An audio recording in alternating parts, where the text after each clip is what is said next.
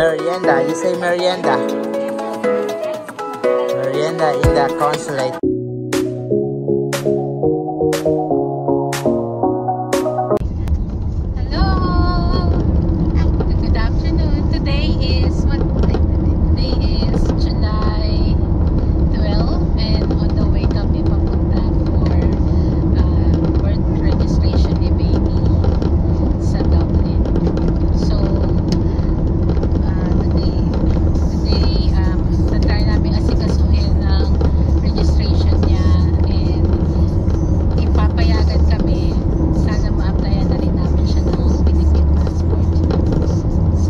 I-share ko kung paano ako nakasecure ng appointment for the Philippine Consular Outreach here in Ireland.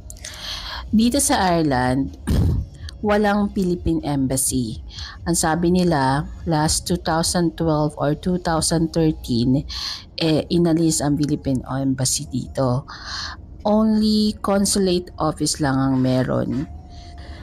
So, it's the Philippine Embassy office in London ang pumupunta rito sa Ireland para mag-outreach missions.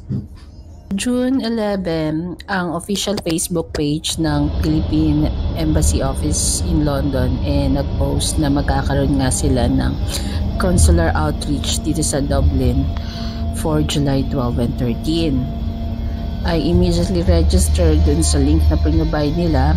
And by July 2, so na-receive ko na ang aking appointment confirmation. Together on that email, nakalagay ang mga link kung ano yung mga requirements, ano ang mga requirements na kailangan for the birth registration.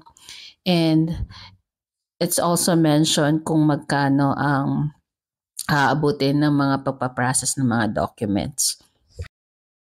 The map before we go next time we're in Dublin and we're getting lost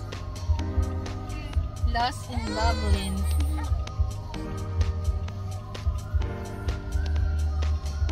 So you will turn right.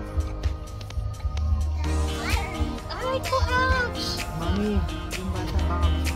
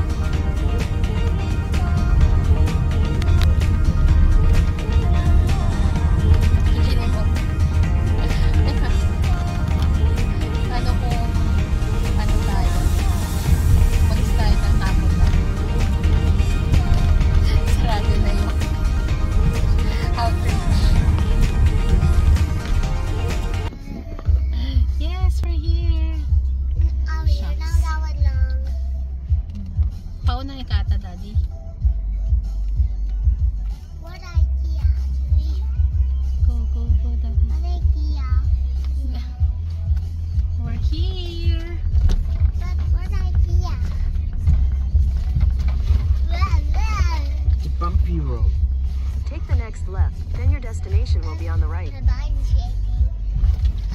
Water shaking. Dati itong pata sa dulo.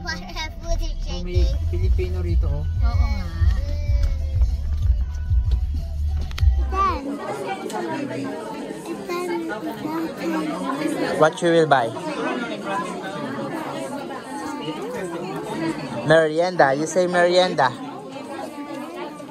Merienda in the consulate. Anda? Anda? Sorry. Where's this? Oh, where's Daddy? Where's Daddy? Say hi. Hi guys. Tapos na kami sa pag-process ng registration of birth ni baby and sa passport na din. So, pagdating namin dun sa venue, na kinuha yung appointment namin, tapos in-offer na rin sa amin if gusto na namin applyan si baby ng passport, which is favorable sa amin kasi yun naman talagang balak namin. Applyan na din siya agad-agad ng passport.